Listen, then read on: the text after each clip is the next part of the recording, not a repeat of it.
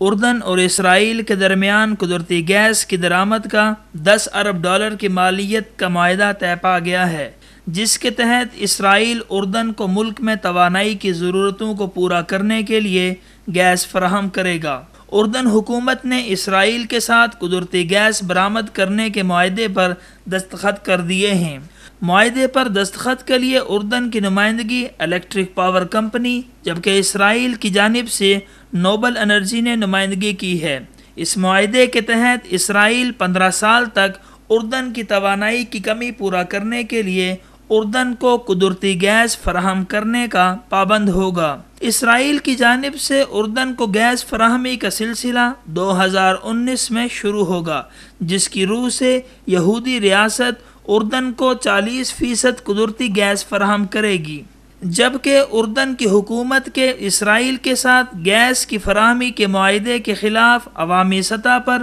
شدید برہمی اور اشتعال پایا جاتا ہے۔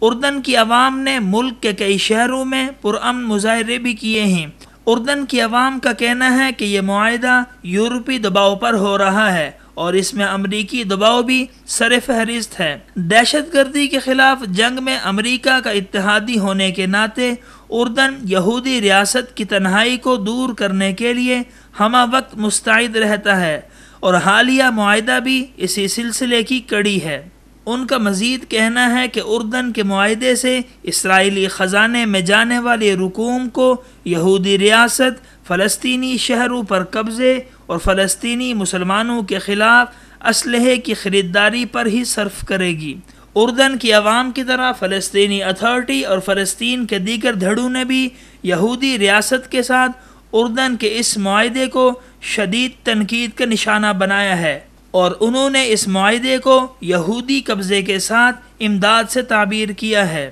ذرائع ابلاغ کے مطابق اندرونی سطح پر اس معاہدے پر شدید تحفظات سے فلسطینی اتھارٹی نے اردن حکومت کو آگاہ کر دیا ہے، جبکہ فلسطین کی مزاحمتی تحریکوں نے اسے عرب ممالک کی جانب سے اسرائیل کی تنہائی دور کرنے کے سلسلے کی ایک کڑی قرار دیا ہے۔ ان کا کہنا ہے کہ ایسے معاہدوں سے عرب ممالک کو فوائد کے بجائے الٹا اسرائیل کو تقویت ملتی ہے، اور اسرائیل کے خلاف عالمی سطح پر چلنے والی تحریک کمزور ہو جاتی ہے، اور اس کے بارے میں منفی تاثر کم ہو کر اس کے ناجائز قبضے کا جواز پیدا ہوتا ہے۔ دوسری طرف اگر دیکھا جائے تو اسرائیل عرب ممالک کے ساتھ بہتر تعلقات اور اس نوعیت کے معاہدوں کو اپنے حق میں کیش کرا کر اسے عالمی برادری کے سامنے اپنے حق میں پیش کرتا ہے، جس کے نتیجے میں اسرائیل کے خلاف یہ تاثر جاتا رہتا ہے کہ وہ ایک استبدادی یہودی ریاست اور قابض قوت ہے۔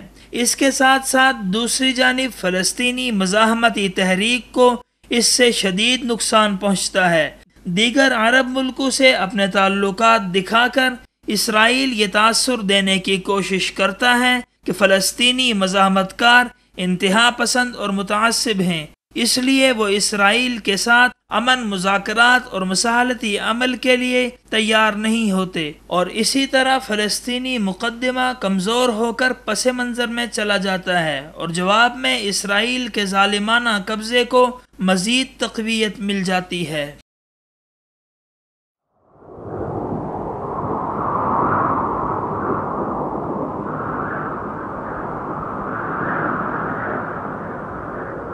اخوت و محبت کا علم بردار وصال اردو